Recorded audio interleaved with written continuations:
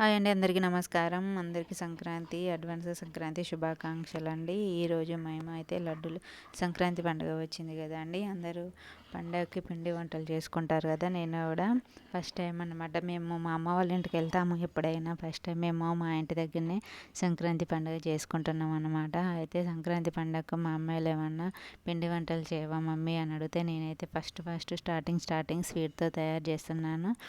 అవి లడ్డు అన్నమాట. నేనైతే 2 కప్పుల శనగపిండి తీసుకున్నాను. చాలామంది శనగపప్పు తెచ్చి ఎండబెట్టి దాన్ని మంచిగా మిల్లు పట్టించి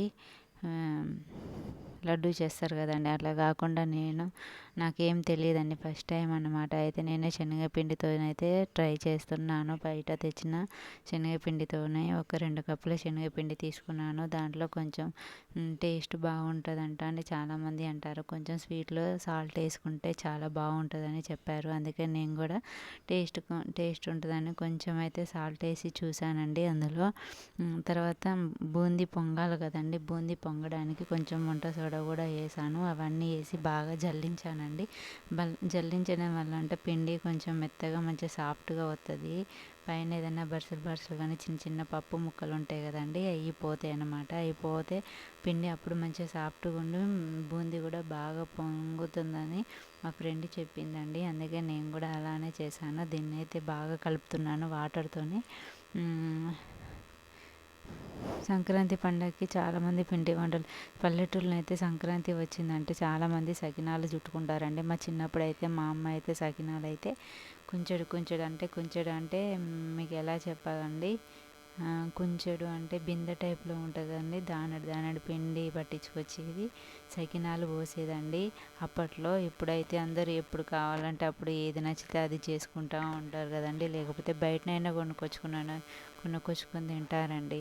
సిటీలలో అయితే అదే పల్లెటూరులో అయితే ఏదైనా పండుగ వచ్చిందంటే కంపల్సరీ పిండి వంటలు చేస్తారు. సంక్రాంతి పండుగ వచ్చిందంటే సంక్రాంతికి కంపల్సరీ సకినాలు చేస్తారండి ఎవరైనా సరే. చాలామంది 25 కేజీలు 20 కేజీల సకినాలు చేసుకుంటారండి పల్లెటూర్లలో అయితే. ఇక్కడైతే 2 కేజీలు. ఇక్కడ చాలామందికి సకినాలు అంటే కూడా తెలియదండి. చాలామందికి చూడండి, పిండిని అయితే బాగా కలిపానండి.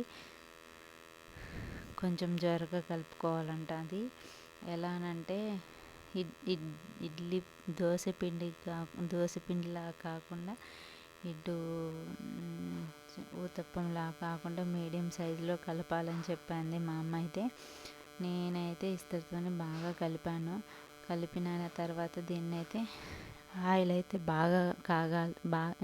ఆయిల్ బాగా కాగడం వల్ల బూందీ కూడా బాగా పొంగుద్దంట అండి. అందుకే నేను కూడా ఆయిల్ని బాగా మరిగించానండి. ఆయిల్ మరిగించాక బూందీ గంటతో కొంచెం చిన్న గంటతోనైతే బూందీ పోసాను. బూందీ పోయడం వల్ల బూందీ అయితే బాగానే పొంగుతుందండి. చూడండి, బూందీ అయితే పొంగేసిందండి. బూందీ పొంగిందండి. మా అమ్మ అయితే సంక్రాంతి వచ్చిందంటే అరిసెలు, గారెలు, అంటే ఇక్కడనైతే చెక్కలు అంటారండి, పల్లెటూరులో అయితే గారెలు అంటారు. గారెలు చేస్తుంది మా అమ్మ. కారపూస అంటారు ఇటువైపు, అటువైపు మడుగులు అంటారు. పల్లెటూరుకి వెళ్ళి మడుగులు చేస్తుంది, గారెలు చేస్తుంది, సకినాలు చేస్తుంది, అరిసెలు చేస్తుంది. మళ్ళీ పోతే గవ్వలు చేస్తుంది. ఇవి బియ్యంతో చేస్తారండి. బియ్యాన్ని బాగా కడిగి ఎండబెట్టి వేయించి వాటిని ఇసురుతారన్నమాట. ఇసిరి దాటితో పాటు ఇంకా పాకం బట్టి లడ్డూలు చేస్తారు. దాన్నే బియ్యపు లడ్డూలు కూడా అని అంటారు. రవ్వ లడ్డూలు చేస్తుంది మా అమ్మ సంక్రాంతికి. అది పాకం అయితే పెట్టానండి. 2 కప్పుల పిండికి 2 కప్పుల చక్కెర పోసాను. అయితే మా అమ్మాయిలకు స్వీట్ అంటే ఇష్టం ఉండదు కాబట్టి 1.5 కప్పు షుగర్ పోసానండి.